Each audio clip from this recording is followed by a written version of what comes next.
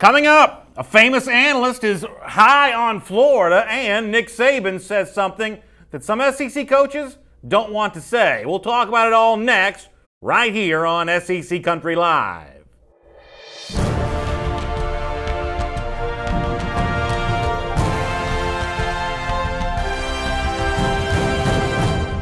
Hello, everyone, and welcome to SEC Country Live. My name is Brandon Adams. This is the former Alabama All-American Mike Johnson. We're glad you're with us.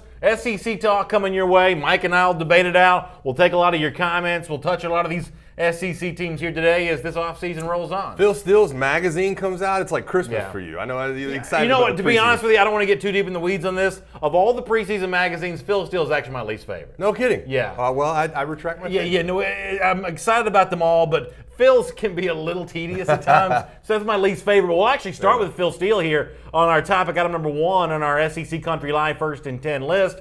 I often talk about the sports radio station in Birmingham, Alabama, WJOX. They do a ton of college football interviews, and the aforementioned Phil Steele, who writes the big Phil Steele college football preview, he shows up on a lot of radio and TV stations this time of year. The magazine you may see at your local newsstand, assuming you could find your local newsstand. It's about this thick. It's got a lot of data, stats, facts, and figures, and one of the things that Phil does every year is talk about his surprise teams or his most improved teams. And what Phil Steele told the sports radio station WJOX here this week is his most improved team in the entire country comes out of the SEC. It's the Florida Gators. Listen to Phil Steele explain why he's high on Florida for the upcoming season.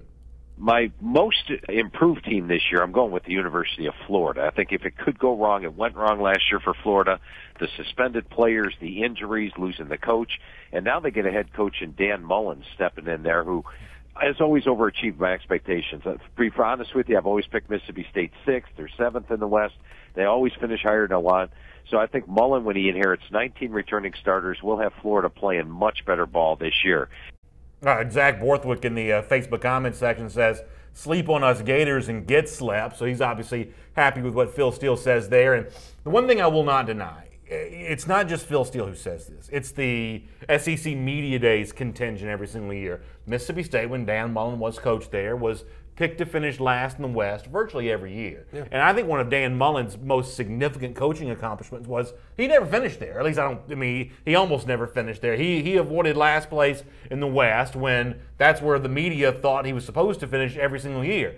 Dan Mullen, I think, is unequivocally a good coach. But I don't like making heroes out of coaches when it comes to turning around programs. Right. I think players turn programs around. I don't think coaches do. And that's my issue with the idea that Florida is going to be surprising. Mullen's a good coach, but does he have the raw talent to work with here at Florida? Yeah, it's similar to what we talked about in Ed Orgeron yesterday and LSU. Like, the coach and the program, it's like it don't really go hand in hand right now. You've got talent to work with. And that's one of the reasons I've been higher on Florida, I think, than a lot of other people have, is because the secondary's there, the pass rush is there, the offensive line should be there. And usually when you can mesh those three things, aside from the quarterback, you're going to have a pretty good year. You add in the fact that Dan Mullen's a guy who can make a quarterback look better, and it's hard for Florida not to go anywhere but up. I mean, in terms of what they were doing last year, I mean, they were a bad football team, and those suspensions had a lot to do with it. Listen, I've told the story a million times before. We had 6 players suspended in 2007 under Nick Saban, and it demolished our team. I mean, there's only 5 starters, but it absolutely demolished our team and made us a really bad football team moving forward. So I understand what Phil Steele's saying. I absolutely agree with what he's saying, that Florida's going to be, kind of making their way back. Does that give us a long-term prognosis on what Dan Mullen will do at Florida? I don't think so. But he's one of the teams that on the top tier of his roster right now has very good players. You said something kind of interesting, that Dan Mullen is one of these coaches that can make a quarterback better. Here's what we don't know. We don't know that, in the case of Dak Prescott, excuse me, I'll get the name right eventually. Dak Prescott and Nick Fitzgerald. Did Mullen make them better, or was he good at finding a quarterback in the sort of muck and mire of high school football that had the ability to become something? Because what we know with Felipe Franks, who is for now the likely starter there at Florida, this is a guy who we did see play, and he wasn't great. So can Mullen take a quarterback who's underwhelmed thus far in his career and make him into something, or is what he did at Mississippi State find quarterbacks who are underrated coming out of high school. Nick Fitzgerald was from the state of Georgia, the state that you and I both live in. Not a lot of programs around here gave him a whole lot of attention. Dak Prescott was also, better as a college and now NFL player than he was, thought to be coming out of high school. Is it a scout's eye that Mullen has for undervalued talent, or is it a coaching teacher's mechanic that he has in terms of making a quarterback into something that's truly better? I mean, don't you think, though, if we go down that rabbit hole that we're kind of splitting hairs? I mean, that, in my opinion... But we're not, though. I mean, because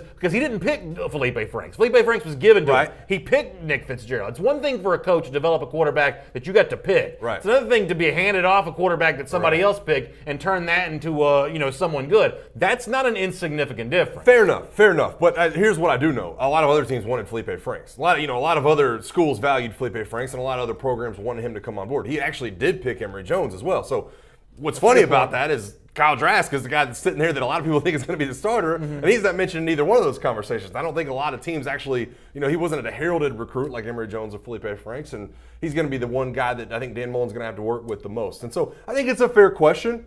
I don't know that tells me a lot about what Florida's going to do, and I think that the fact is that I don't think anybody has Florida winning the East this year. It's that you think they're going to be a U-turn from what they were last year. All right, let me hit a couple comments here. Let me start on YouTube here today. Shannon Burgess says, "What's Dan Mullen's record against ranked teams? Is that stat out there?" Somebody on Facebook was mentioning that same comment a moment ago. I think it was Roderick Henderson on Facebook, and this is where I'm going to defend Dan Mullen. It's unfair to ask Dan Mullen to win a lot of games against ranked opponents at Mississippi State because Dan Mullen's going to be a point spread underdog in virtually all those games. Right. Playing as a either narrow underdog or even a favorite against a ranked opponent when you're at Mississippi State, that's just not going to happen very much. That's sort of, and this is not a shot, I think it's just a fact. Within the pecking order of the SEC, that is a sort of an underdog program to teams like LSU and teams like Auburn. Those are teams that are going to be favored against Mississippi State most years. The fact that Mullen held his own against teams like that is one of his most significant accomplishments. Right, I think of it the same way. Right, did Dan Mullen ever beat Nick Saban in Alabama? I don't think so. But you watched the game last year, Mississippi State playing Alabama. Watching Mississippi State play LSU last year. It's a well-coached football team. I just don't think at any point that he had the huge number of elite athletes that are going to be at his disposal down at Florida in the coming years. Ty Middlebrook says the kids that were recruited by Will Muschamp are gone. That defense is not what you think of it is anymore. And there are obviously a couple names in that defense I know you like. I mean, I think for the most part everybody likes C. Jefferson, much like we've grown accustomed to. The Florida secondary is still probably very good with Wilson and Henderson. But I mean that is not a loaded linebacker core. No. That is not this is not the Jeff Collins defense of 2014 and 2015, or I should say 2015 and 2016. That's not that version of the Florida defense, and it's certainly not that talent that Will Muschamp was recruiting to this program. Yeah, no, that's a fair point. The linebacking core, what are you really getting? I mean, Voshon Joseph. There's some questions about what he's going to kind of bring to the table this year, but it's like I said.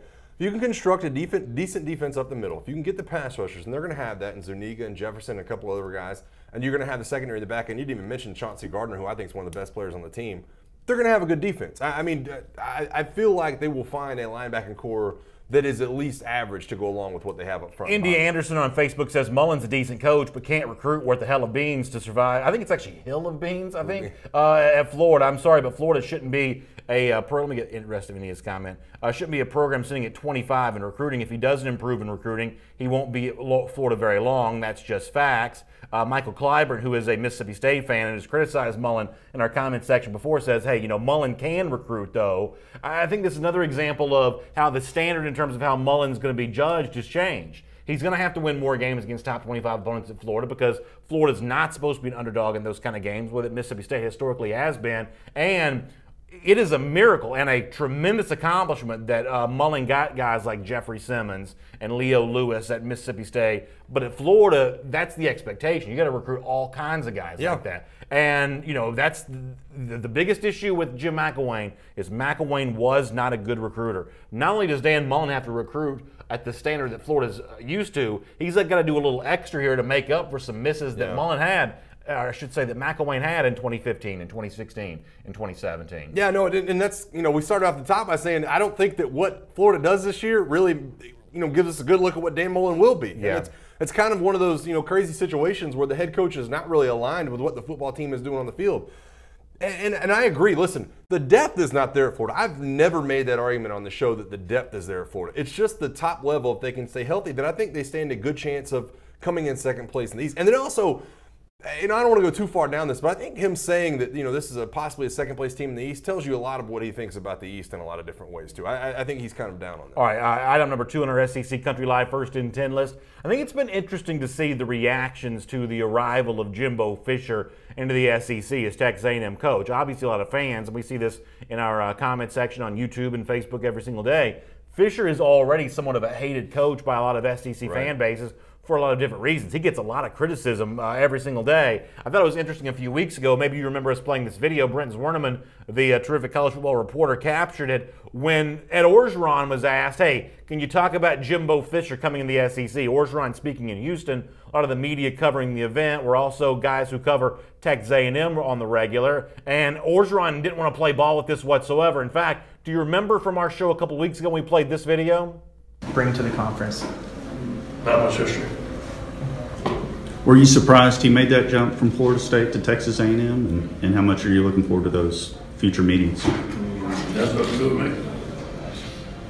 I mean, I think you were actually not working that day, and I made the point on the show that I think that what Orgeron does here is pretty brilliant, that he completely avoids the idea of giving sort of a pull quote to sort of tout Jimbo Fisher's arrival in the SEC. Right. It's sort of hard to hear the very beginning of that video, but he's asked, hey, what does Jimbo Fisher bring to the SEC? Orgeron, this is like my favorite Orgeron moment of all time. And I mean this in all sincerity. He sort of deadpans without even skipping a beat. What he brings to the SEC is not much history. And that's, I think, a great line from Orgeron, even though Jimbo was a national championship winning offensive coordinator at the school where Ed Orgeron currently coaches. But nonetheless, I think the dig there on Jimbo kind of works a bit from Ed Orgeron. And when he's followed up on the Jimbo Fisher thing, he says, hey, that's got nothing to do with me. This is an example of Ed Orgeron not wanting to talk about Jimbo Fisher in this regard, not wanting to help Jimbo Fisher get some publicity to build his program at Texas A&M. With that in mind, Mike, I thought it was really interesting when Nick Saban spoke this weekend at his Nick's Kids charity golf tournament. Of course, his relationship with Jimbo Fisher is a little different. Jimbo had been his offensive coordinator at LSU when they did win that national championship. And Saban kind of goes on to and goes on and talking about Jimbo Fisher here. It really gives him some praise and even suggests that he's going to do well at Texas A&M. Listen to how different Saban sounds talking about Jimbo Fisher in comparison to the sort of terse comments from Ed Orgeron. Here's Saban. We've always had a great relationship with Jimbo. He's always been a really good friend, and I have a lot of professional respect for him, and I like it. There are 4 guys in the room that are head coaches now that all were on our staff, and Jim McElwain would have been a 5th. It's good to see those guys have opportunities, and I'm happy for them. And Jimbo's a great coach, and he'll do a great job there, and it's good to have those kind of people make our league better. So a couple of things here. First of all, there's clearly a talking point that I think Saban's trying to establish of, hey, look how many of my former assistants are coaching in the SEC. Do you want to go work for the program that's trying to be like Alabama or the program that is Alabama? I think that's a clear talking point at work from Saban. But how about the initial point in all this? The fact that he really throws some praise Jimbo Fisher's way. In this case, you see some coaches like Ed Orgeron not wanting to talk about Jimbo Fisher. We've seen other coaches not want to talk about Jeremy Pruitt. We've seen some examples of coaches say, hey, I'm not doing anything to help this guy or not doing anything to sort of give you a fun pull quote in support of this guy. But Saban clearly throws a little love Jimbo Fisher's way. What do you make of the difference there? Yeah, no, I kind of go along with what you're saying. I think it is a little bit of a talking point. And Nick Saban, he's so directed. I mean, like everything he's doing has like a storyline to it, right? And we'll get into that a little bit later too, talking about the fun thing over at Alabama. But there is a little bit of a directed kind of narrative along the lines of, hey, we've got some assistants out there. We've got 4 guys. Jim McElwain would have made 5, although Jim McElwain got fired down in Florida. And I think Nick enjoys that. Listen, I don't think that Nick Saban would go out of his way to avoid talking about his assistants. And I don't even know that he's the guy that needs to establish that. I think that, it's been talked about a ton about, his assistants being in the SEC. But I don't see Nick Saban as being one of those guys that will ever avoid that topic of conversation in terms of talking about Jimbo. I think it's going to be brought up a ton when A&M faces off with Bama this year, and I think that, he's going to be given due praise. There's actually something kind of smart in this for me about Saban as well, that he takes Jimbo Fisher, who I think a lot of people, even pretty big college football fans, may have a tendency to forget that he was a Saban assistant. Because let's be honest, 2003, when they won a national championship together at LSU, that's a long time ago now. I mean, there are plenty of young college football fans that think of Jimbo Fisher as the coach at Florida State and don't really think of him as a former Saban assistant. So in a way, Saban sort of attached himself to the Jimbo Fisher story. Here's another guy who learned from me, and the reality is that Jimbo Fisher's been a head coach for a long time. There is something somewhat deviously intelligent about Saban's line here, much like I thought the same thing about Orgeron for a very different reason. Saban's clearly got an angle on this too, which I think is pretty smart. Yeah, attached it on the back end. Not to mention Jimbo Fisher worked under Bobby Bowden for a few years and got to see some of that. But I think this is going to be something that's not going to go away. And it's going to be interesting to me to see how Jimbo starts reacting, at the build-up to that game, how Jimbo responds about Nick Saban. Because I think watching those storylines, you're going to see it when, we saw it when Kirby Smart faced off against Nick Saban last year in the national title game. You're going to see it when Tennessee and Jeremy Pruitt faced Nick Saban. You're going to see it this year for Jimbo Fisher. Brent Tierce in the Facebook comment section says, BA never misses an opportunity to diss Saban. Y'all think he's still upset about the natty or nah? Come on, Brent. I just gave Saban a compliment. I said what he said here was smart. Yeah. Now, I do think it's devious. I think there's a calculation to it. But you know what? If you're making $7 million a year, $8 million a year, whatever Saban's making, your comments ought to have some sort of calculation. You ought to be smart enough to plan ahead and have a strategy. I don't fault Saban for having a strategy here. Yeah, here's the bottom line is that I don't go as far as you do to say it, devious, but I think there's a calculation. Yeah. I don't think Nick says anything without a calculation. I don't mean devious in a bad way. I mean that there's some, there's some strategy here. Yeah. No, I understand. I think that Orgeron had some strategy. I think that Saban's got some strategy. If y'all don't think that Nick Saban has strategy behind his words, you're not listening closely. Right. Like, you're not listening to what he's saying. And like I said, we're going to highlight here in a couple of different topics about what he's trying to make the narrative about his program in Alabama. This is just one of those things. I mean, if you want to draw me off sides on this and really drag me into this fray, I think that Saban's trying to diminish Jimbo Fisher with these comments. That's what he was saying. See, that's what he was talking about. But he read between your lines. He read deeper into your lines. But I'm telling you, I think that's smart. I think that's smart. I think what Saban's doing here is smart. I think he's taken Jimbo Fisher, who won a national championship, who's established his own credentials. Right. This is a guy that's got his own track record and background, and he sort of brought him back into the flock of former Saban assistants. To quote the line from Goodfellas, it's been like he's been away for a long time. Jimbo Fisher sort of established his own stuff going on here. I mean, I don't think Saban does it necessarily consciously. I think there's a subconscious element of that, but there is this sense of, Jimbo's one of my guys. Whereas I think if you're Jimbo, you're like, man, I've been on my own for a long time. Well, I definitely, and listen, this is not like A&M's off the radar. I mean, A&M has a great recruiting class. They pulled recruits from Alabama. Jimbo Fisher's done a lot of good things. I mean, we've seen Austin Thomas signs on there a couple days ago after he leaves LSU for Tennessee. Cliff Nelson brought it up in the comment section. Those are huge deals. And so Nick Saban is going to be brought into this fray where A&M and Bama, that you never thought would be battling for recruits, going into southern Louisiana and battling for these recruits with Ed Orgeron and LSU is going to be a big talking point. So we can't spend the entire time on this topic, but I guess there is one other point about this that I think is really interesting here. Obviously Texas A&M is a threat to LSU in which they're not yet a threat to Alabama. I mean, Alabama is still the top program in the SEC West. That may be true for the next, couple of years. But there is an element in which A&M, even in year one of Jimbo Fisher, already threatens LSU and probably threatens Mississippi State, probably threatens a lot of these other SEC West teams who are trying to build their program. Is that also part of this, that Saban can speak about Jimbo Fisher because there's very little threat from Fisher to him yet? Let's see if the voice and the tenor about Jimbo Fisher changes if Fisher finds a way to win 9 games this year, and when it comes down to a close of the 2019 recruiting cycle, if he's established a real strong class, not better than Alabama's probably here in this first wave of recruiting, but if it's a real strong class, let's see if Saban changes his tune on Fisher after that. I don't even know that the change will come. I think it kind of stays what it is because, Saban, like I said, every comment he has is directed. But there was, and I'm going to go there with you too, I think there was a little bit of unconscious kind of like talking about Jimbo like, hey, this is a former assistant of mine. Whereas I think that at some point you got to start giving Jimbo Fisher credit for running his own program. Right. In the Facebook comment section, let me find this. Where did this comment go? Somebody said that A&M was not a threat to Auburn right now. I think that if any non-Alabama team in the SEC West, and I think it's going to actually even be Alabama eventually, I think any non-Alabama team in the SEC West ought to feel threatened by Jimbo Fisher, who's proven he can be a good recruiter when he's motivated. At the end of his tenure at Florida State, for whatever reason, he wasn't seemingly motivated to get that done, but he's proven to be a great recruiter he wants to be. He has a history of putting quarterbacks in the first round of the NFL draft. I mean, it is nothing but noise and bluster if you're an SEC West fan. You don't act like you got a little bit of an eye towards College Station. No, and listen, for everything that Auburn has, and Auburn has a great program and a great football team and a lot of talent and a huge backing and a good football coach. There's nothing you can check off that list that A&M doesn't have. I mean, think of the financial backing. Think of the home field advantage that Jimbo Fisher's getting ready to walk in. I'd say it's better than Florida State where he left. Cliff Nelson says that Gus Malzahn's actually the biggest threat to Auburn. Yeah.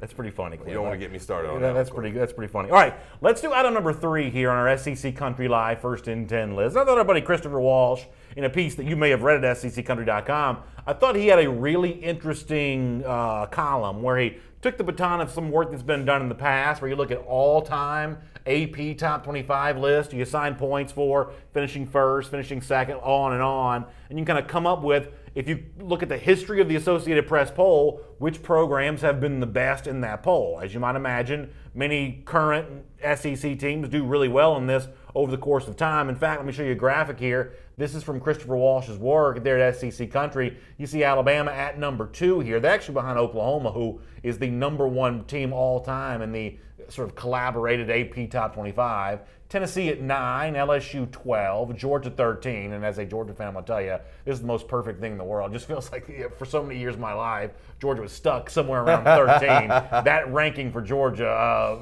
feels very appropriate. Hopefully, from my standpoint, Kirby Smart's getting ready to do something about that. Auburn at 14, Florida at 16, Arkansas at 20, A&M now in the SEC for most of these years not at 22. Ole Miss sneaks in at 24. So here's my point about this. At some point in time, Alabama probably surpasses Oklahoma, probably becomes the number 1 team in the history of the AP poll. But for now, the big surprise for me is Tennessee at 9, a top 10 all-time program.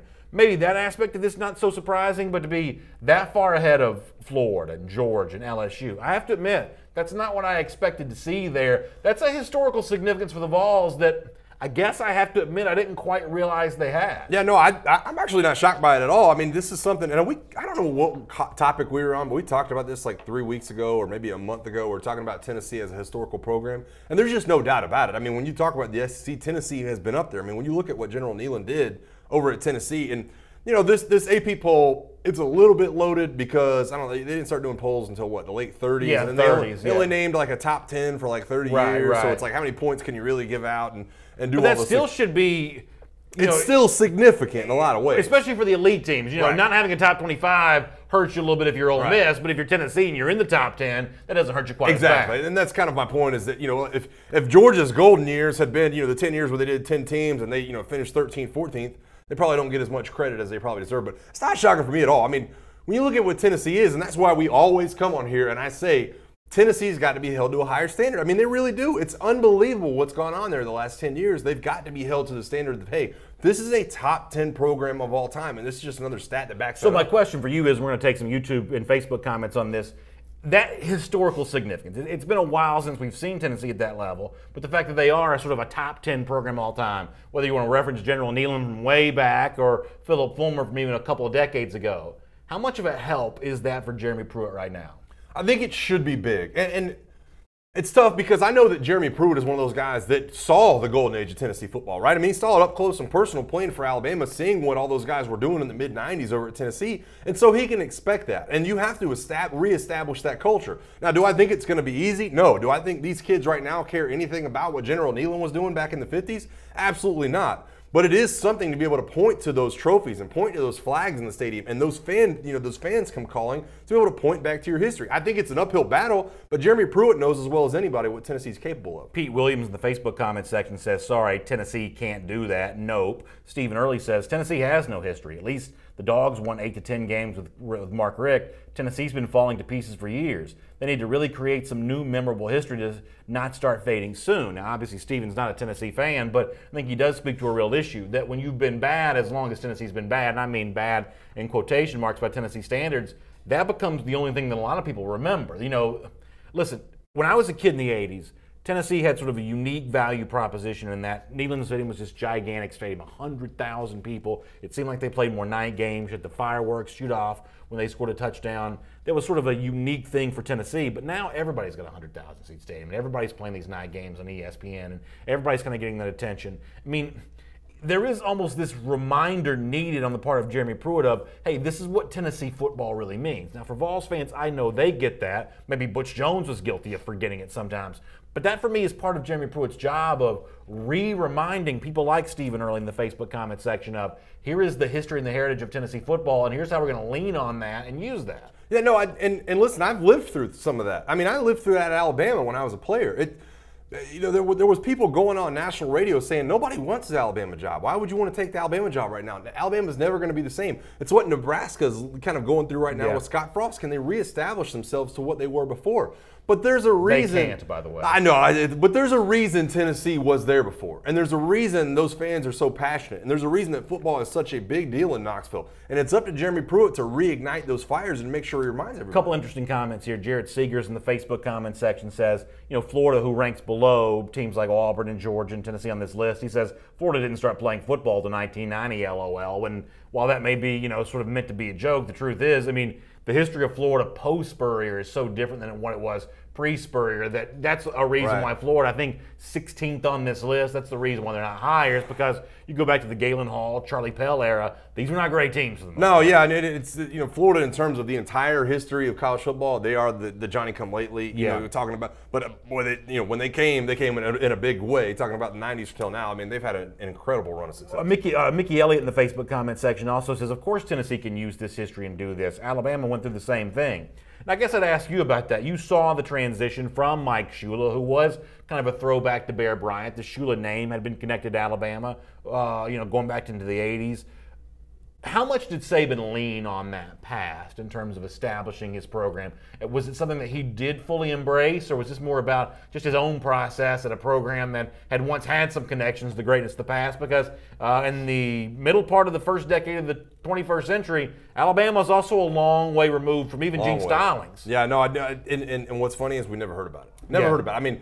There was a temptation. When I went on my official visit, and I didn't go on an official visit under Nick Saban, we did go to the Bear Bryant Museum. That's what all the official visitors did when I was going to school. I don't know that Nick Saban does that. Nick Saban kind of has that thing where you say, hey, we're going to focus on what we can control. What Alabama did in the past is not one of them. I think what's different, and it might not be as different as I'd like to admit, is that Tennessee has to recruit nationally. The recruiting bed is not in Tennessee like it is in Georgia or like it is in Florida, like it is in the southern part of Alabama or like it is in Louisiana. It's just not. There's good football players coming out of there, out of Memphis, out of Chattanooga, out of Nashville, but it's not quite to the level of what you see in Georgia, Florida. Jamie Blanton says recent history is what comes into play for recruits. I would agree with Jamie on that, but there is something about the buzz you can create on campus, and sometimes you can use your history and your tradition, your heritage, to create a buzz, which then impresses recruits. They don't have to know, Dale Carter and every single player that's coming to the Tennessee program. But if the fans are excited about that, and the fans show up and fill Neyland Stadium and making a lot of noise, and there are cool videos playing on the Jumbotron, that sort of works on recruits, even if they don't know who those grainy sort of standard definition images of players are. And that's exactly what I'm talking about, is when you're – like right now there's a kid that's a Georgia fan, right? And he's going to be a prospect in a few years. And he's going to remember Sony Michel and Nick Chubb and the run they had in 2017 and how they won the SEC championship. He's going to remember those things. It's up to Jeremy Pruitt to, in some ways, remind people of how good Peyton Manning and Reggie White and whoever else you want to name, how good those guys were in those orange uniforms. All right, let's do this. Let's do item number 4 here on our SEC Country Live First and 10 list. We briefly mentioned this yesterday. It was sort of a late-breaking story. I wanted to come back and talk a bit more about it here today. The fact that Nadab Joseph, who was a 4-star defensive back signing for the Georgia Bulldogs and a flip from Alabama, ends up not enrolling in Georgia here this summer, instead going to go junior college route. And this is a guy that there was some reporting on going back in really December from Chris Kirchner and others, saying that Alabama was not going to offer a letter of intent to Joseph because they knew he wasn't going to qualify. Georgia took him anyway, and now this is a scholarship of the 2018 class that goes unused. Did Georgia make a mistake in this regard? Yeah, no, I think in a little bit. And we touched on this a little bit yesterday, and we talked a little bit about how you feel about this kind of thing. It's a slight mistake, and I think that Kirby Smart uses this as a learning experience. I really do, and I'm not just saying that trying to be this and that. I think that at some point, Kirby Smart, I mean, this is his third year as a head coach. He looks at it and says, boy, you know what? I don't want to do that one again. Let me make sure that I do a little bit of double checking, because obviously there was other teams that backed off. I don't think it hampers anything. I think that if Kirby Smart had not signed a legendarily good class last year, you might look at it a little bit more. But, you know, in the end, Nadab Joseph, who could have been a cornerstone of one class, ends up being just another blip on the radar. I had a chance to talk to Jeff Sintel about this morning on my show Dog Nation Daily. Jeff knows UGA recruiting better than anyone. I asked him, hey, is this a mistake by Kirby Smart? Is it a regrettable decision to give a scholarship to a player that some people already thought was not going to be able to qualify academically? Here is what Jeff had to say. Will anybody know the true answers about what Alabama felt and what Georgia felt? It's going to be hard to do unless you get those staffs together in a room and discuss recruiting, which won't happen. You've got to look at what maybe the Alabama perspective was, and there's widespread reports that Alabama didn't even send him a letter of intent. That usually, to me, in my experience, leads me to believe that they concluded that there was no way he was going to become eligible. And in other cases, it happens a lot where the grow-up pill gets taken and the light bulb comes on. There's some extreme work that is done in the classroom and with an ACT testing and a sliding scale in order to get guys eligible. And sometimes you'll find a lot of schools that try to feel like that prospect is a good enough player to kind of roll the dice and see if he can become eligible. So I think Nadab Joseph, for Georgia to be able to extend the scholarship offer when perhaps Alabama did not, that leads to my conclusion is I think the Georgia staff felt that he could become eligible in time if the right courses were taken. So that's a roll of the dice that Jeff Sintel says from Georgia when it comes to Nadab Joseph, and I'm fine with that, assuming there wasn't another elite recruit you could have used that scholarship on, and we don't have any evidence that suggests there truly was. You know, a Rick Sandage, a four-star defensive tackle at the very end of the process, chose South Carolina. Could that, you know, scholarship spot have gone to him? And I think there's a way that Georgia would have made room for Rick Sandage no matter what. So there's really no evidence that Georgia lost out on an elite recruit because it rolled the dice on Nadab Joseph. But the point I made earlier today is, I think there's a chance you may disagree with this, but from a PR standpoint, it still worked out well for Georgia. You're going to get a chance to use this scholarship in 2019 when you're going to have, you know, more options available to you. You probably couldn't have used another elite player for 2018. You got a chance to flip a player from Alabama in December. You made Nick Saban look even worse in December. Saban took it on the chin. It wasn't a great Alabama class in 2018 by, you know, typical Alabama standards, but after December, it looked like that Nick Saban kind of got caught with his pants down. They were slow in the early signing period when a lot of other programs, Georgia included, were really adding a lot of players. That momentum, that perception, a lot for me about recruiting is about perception. Flipping a player from Alabama, even if he ends up going to junior college, there's a little bit of fringe benefit associated with that. Yeah, there's a lot of focus on it leading up to signing day. Exactly. And it's like, now it's June, it's like, who cares? The big story was a flip. Exactly. It disappears in the ether in 5 minutes. I'll go down that road with you a little bit. And I think that a lot of what you said is true, that, hey, listen, perception is huge as far as recruiting goes. A lot of these other recruits see people hopping on Georgia, and they're from Georgia, and they're going, why am I going anywhere else? Why would I go to Clemson? Why would I go to Alabama? So there is something to it when it comes to that.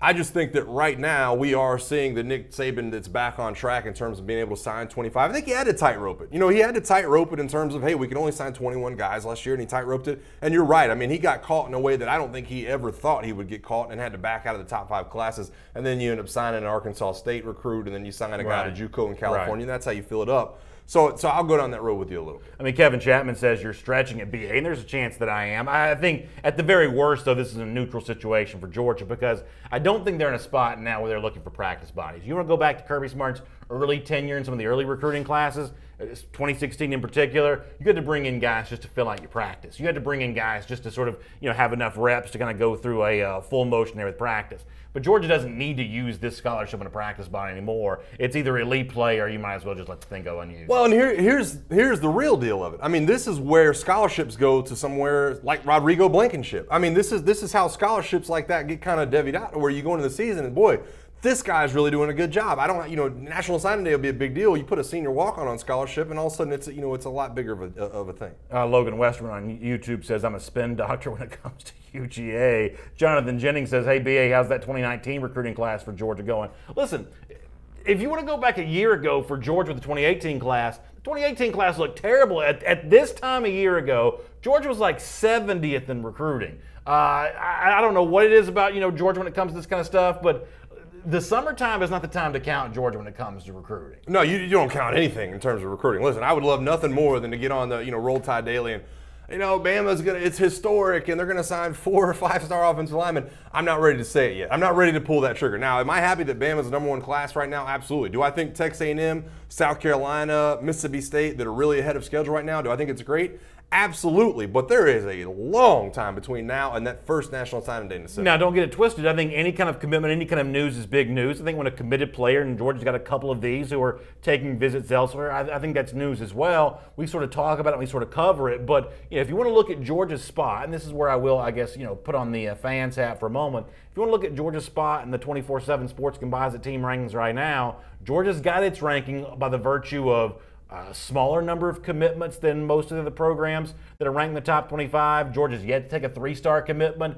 I sort of view recruiting classes not by how many total commits you have, but by who your worst commitment is. And Georgia's not taking duds right now. No, they're not taking duds right now, and that's something to be careful with. That's what I'm pointing to Nick Saban last year. He wasn't taking duds either.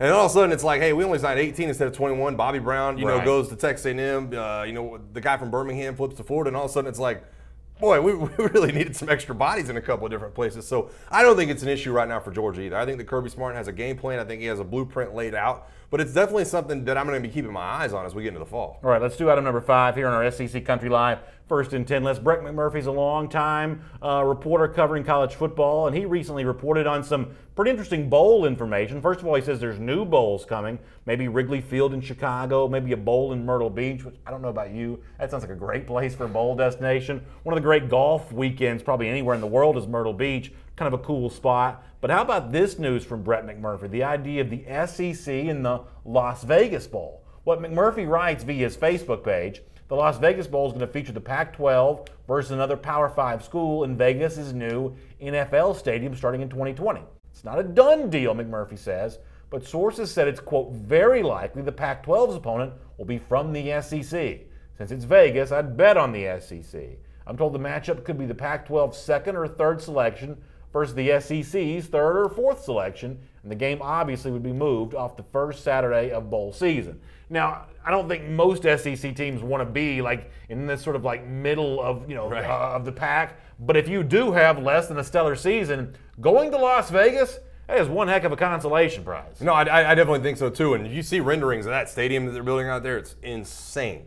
Insane looking for what they want to do for the Las Vegas Raiders, I guess it will. And you see, through anybody who watches NHL, how special of a town that can be for sporting events. Absolutely crazy, especially postseason sporting events. So, I got to admit, and you know what's crazy, what popped into my head originally when this came up? There's certain fan bases that I'm kind of pushing that way. Like, obviously, if Alabama goes, I'll go. I'll go to Vegas. It'd be great. It'd be great fun. I can't wait, and I think this is going to happen at some point. The LSU fan base rolling in to Las Vegas. Just straight bourbon, like that. I can't wait. I was immediately matching up LSU with being like, boy, I hope they play Charlotte. That would be something to see. The other thing about this is, this has been kind of a pet peeve of mine for a while.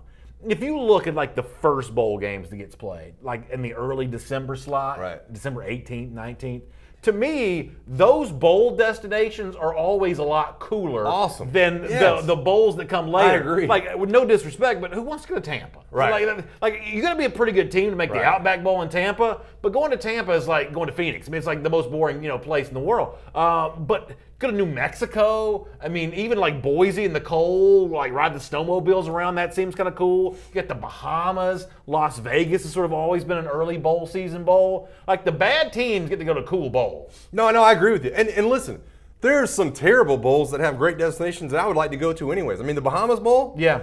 They were saying the Bahamas Bowl last year, they didn't even have security, like looking at people going to see. Yeah. It was just a wide open door. Like, hey, you can come to the football game. Popeyes is the sponsor. Yeah, I'm all about that. The Bahamas Bowl and all that thing's kind of going on. I'm all about those cool destinations. Yeah, so I hope this actually comes to be true. Willie Gray says you got sports betting becoming legal. Now the SEC's in Vegas.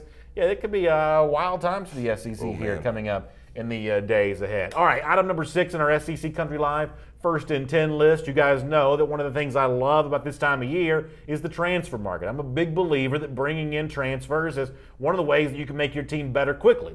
I don't want to see a program that relies sort of solely on transfers, but the occasional transfer to fill out a roster, I think it's a pretty good idea. An example of that from the Florida Gators, who bring in a defensive end, Adam Schuler, from West Virginia. He tweets recently that I'm going to be going to Florida. Don't ask no questions. He says back home. He's originally from Florida, but he's been at West Virginia. He's going to have 2 years of eligibility for the Gators. And like, I won't pretend to be an expert on Schuler here. It seems like he's a pretty good pass rusher. I don't know a ton about his game. I don't remember ever having seen him play, but this is an example of, I think, Dan Mullen in Florida doing what it needs to do, which is filling some of the holes that got sort of left behind by Jim McElwain. Yeah, and this is a 2-year. This is a graduate transfer that has 2 years of eligibility remaining. And he was a 3-star recruit coming out of high school. I don't think there wasn't any SEC teams that were jumping on board, as far as I know, in terms of bringing him. That's why he goes to a place like West Virginia. But he's been pretty good. He's had a little bit of an impact along the defensive line, and adding depth along that front seven right now for Florida when you haven't signed those guys in recent classes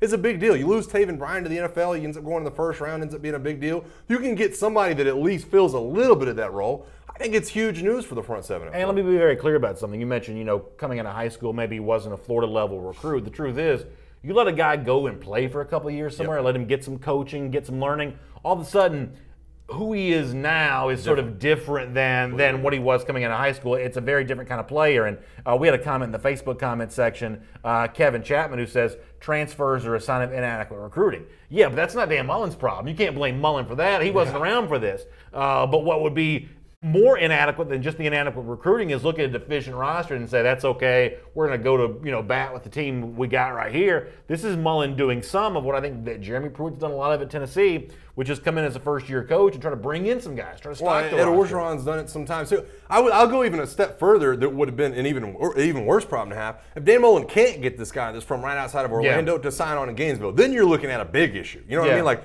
then it's like, boy, that really is a sign of some negative times. But Dan Mullen, getting this guy from Longwood, Florida, I guess is where he's from, getting him to sign on to Florida, it's a good thing. It can't be framed any other way. By the way, I'm being criticized for my criticism of Tampa. I didn't really mean to take a shot at Tampa, but Steve Edwards, Brian Townsend, Matt Bell, a lot of people weighing in on. I got to be honest. When you said Tampa, I thought you were talking about the bowl and the dome, the Gasparilla Mowers St. Pete Bowl or whatever in Tampa Bay Rays Stadium. But I don't think of Tampa being a great destination. Oh, what? Tampa's awesome. No, I'd go to Tampa in a heartbeat. Tampa's awesome? Yeah, Tampa's a great time. I'm going to get a thumbs up from Michael over here, who's Tampa, a wild Gasparilla and all that down there, man. We went. What is Gasparilla? It's like a Mardi Gras festival kind of thing on like the water down there, like near the water down there. I stand corrected. No, Tampa's a good time. I went down there for when Bama played Clemson down there and had an awesome time. I always think about like Tampa as sort of like the JV version of Miami.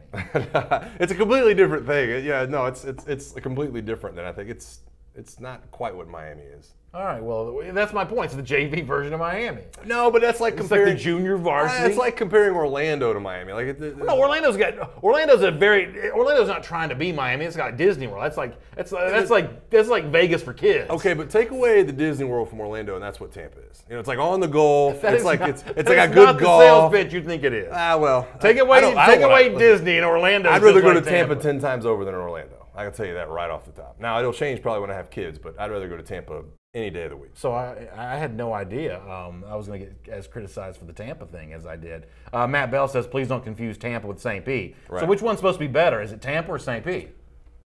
I don't know if I've been there enough to answer that question. Now that sounds like some inside information. One of my Tampa experiences is, the big Skyway Bridge there? Have you ever been on this thing before? I promise we'll get back to football.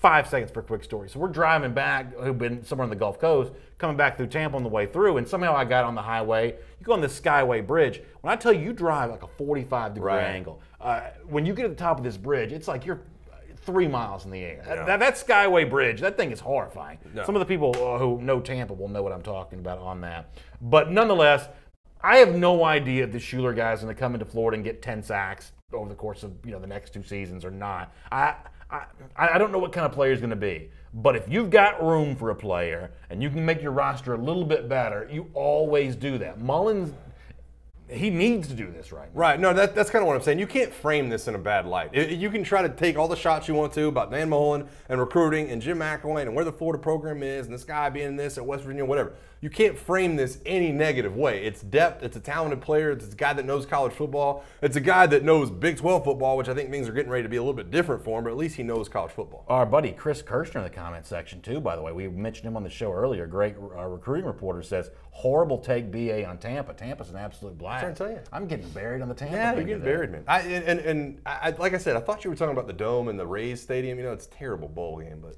I thought you were talking about that one at first. Yeah, maybe so. All right, item number 7 now here on our SEC Country Live First and 10 list. So we talked earlier about Saban calculating with his remarks, trying to cast a certain vision, trying to project a certain image. And another example of that from the same golf tournament of the weekend, the Knicks Kid charity golf tournament that he does every single year, involves the idea of the perception of Alabama being a place where no one has any fun. This line of questioning comes to Saban on the heels of getting stuck on the boat last week and the sort of videos that came out of that, which admittedly made it look like the Alabama players and Saban were having a lot of fun. And Saban took this idea head on of what people think about Alabama not necessarily being what is actually true about Alabama. Here is Nick Saban on this point.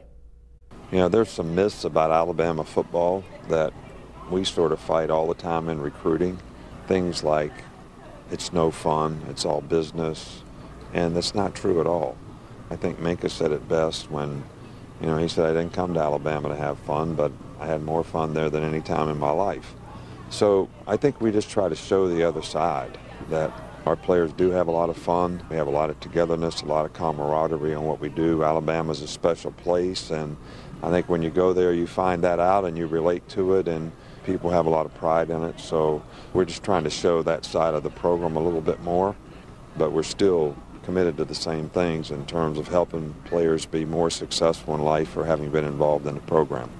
Burning Rumbly says, it's fun being champs for 365 days a year. This is in our Facebook comment section. Self-gratification is not the Bama way. If you're not totally committed to the process, we don't want you. It takes a special breed to play at Alabama. I think the problem with that, though, Bernie, from Saban's perspective, is he's not trying to cast quite so narrow of a net anymore. Right. If you limit yourself to the players who are only willing to have no fun during their college years, you're not exactly going to get the widest, deepest potential pool of talent possible. That's why Saban says what he says there. And my guess is you probably like that pitch from Saban. No, I think it's necessary. I think that what he's talking about is how he fights the negative kind of outlook on what he is. I do think it's funny though. I thought for sure you were going to draw attention to this. Is how monotone he comes off in this interview. He's like talking and he's going, boy, we really have a lot of fun and we have a good time over here and try to showcase that. But I mean, it really is. And I've told this story before that Nick Saban used to say all the time, the fun is in the winning. The fun is not going to be had at practice. The fun is in the winning. The fun that comes after, when you're handed a ring or a trophy and all that stuff. And he is looking for those types of players. Rick Gobby does make mention of the monotone voice. He says he sounds like Ferris Bueller's teacher, LOL. I guess if I was going to sort of refute back on Saban on this with the idea that Alabama's a place where everybody's just guffawing and having a blast. It's like Mardi Gras. It's like Tampa every single day of the year there in Tuscaloosa. A lot of the former Alabama assistants don't seem to think that. No, not at all. Lane Kiffin doesn't seem to think that. I mean, you've had a lot of guys cycle in and out of that program pretty quickly. You got the idea of Saban being a lot of fun to be around. Some of the people who are paid to be around Saban, they don't seem to feel that. Yeah, he did the assistants for recruiting talking about Jimbo Fisher, right? We already covered that the day. That was the outlook on assistants. But what I'm saying is that, the argument against Alabama being this great fun place, a lot of the assistants don't always look like they're having a blast. No, I agree. And I've said this to you before on multiple occasions. Nick Saban holds his coaches 10 times more accountable than he does his players. It's like if a player messes up, I'm going to yell at the player once. I'm going to chew out that coach 3 times for what that player just did and make sure that he knows that that's not going that direction. It's like I said. Now, does Alabama, in my opinion, work harder than most teams? Absolutely. But do they still have fun? I think there's still a good-natured side of the program that Nick Saban doesn't let out much. Alexander Rain on YouTube makes mention of something about the comment from Nick Saban about Minka Fitzpatrick, how he said he had more fun in college than any other time in his life. Alexander Rain says, who doesn't have more fun in college than he had before you got to college? Yeah, that's not exactly. It's hard not to have a good time when you're in college and you're playing college football and doing all those things. I definitely agree with that. So my only final point on this is, I'm going to get flamed for saying this too, but it certainly seems like Saban is very hyper-aware, some might even say sensitive, to the perceptions that exist. He wasn't worried about this 2 years ago. Yeah. You didn't hear anything about Saban being worried about negative recruiting. I agree. But there's like a different story about negative recruiting against Alabama every single day. It seems like Saban's a good bit more worried about this stuff than he used to be. He definitely is. I don't think there's anybody who's saying that he's not. I don't agree with it. Listen, I think that he is so self-aware of not only himself but what the program is that I think he makes those wholesale changes. It's the reason he has 6 new coaches, and he's it's a social media deal, and it's Bama Shop, and it's out on the boat, and things are going viral, and he's talking about being more fun. It's because he's aware of the perception. Because I think he hears it from other recruits. I think that he is aware of how people are recruiting and what the storylines are for places like Auburn, Georgia, LSU, Texas A&M to come in and get some of the talent. All right, coming up in just a moment, we got one of the coolest pictures that we've shown here on SEC Country Live in quite some time. We'll do that in a moment. For now, though, let's do item number 8 here on our SEC Country Live First and 10 list. And Tennessee has done a lot of these videos over the course of the offseason of little snippets of the brand new assistant coaches either working during practice or, in this case, Tyson Helton speaking to the team during a meeting. I'm going to show you just a brief window of Helton speaking to the team, and then I want to describe what he says later on in this video. This is kind of interesting stuff from the new Tennessee play caller. Here's Tyson Helton. I wanted to hit up on 2 topics today, okay? Obviously, the first one is to talk about team, and the second is to talk about confidence. Team, what does it stand for? Together, everyone achieves more. It's hard because we all want to be superstars. We all want to be the guy.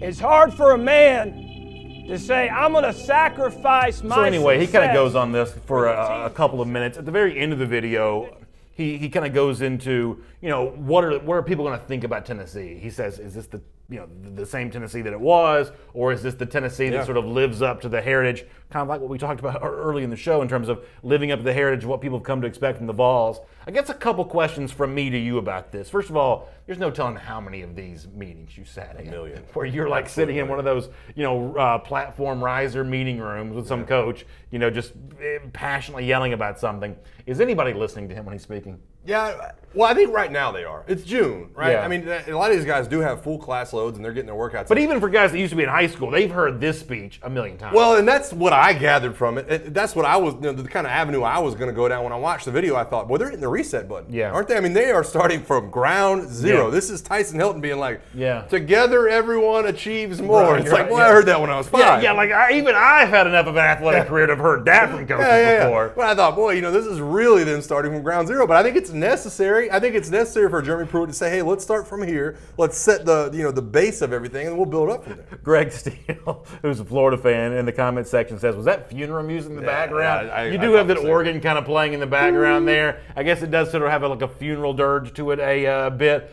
But at the end, and this is the part we probably should have played, I just forgot about this. At the end when he says, hey, is this the Tennessee you want to be? Or do you want to be the way that things were? Do you want to be sort of known for the history of Tennessee? Yeah. And that's a pretty strong message right there. At that point in time, if they do more of that, all of a sudden that becomes a pretty interesting thing to think about. No, I agree. And I don't, it's like, hey, we're not running from it. And I was going to make the point before that this is not training camp. Like, they're going to do this a lot more in training camp. Yeah. Like, this is just June. It's like Jeremy Pruitt's going, okay, I at least got these guys working right now. Let me start to put some of this in. When June comes around, there's going to be a lot more to that. I will be interested to see what the storyline is for Jeremy Pruitt and how accountable he is holding this team this season in year number 1. Yeah, I think that's pretty interesting to see.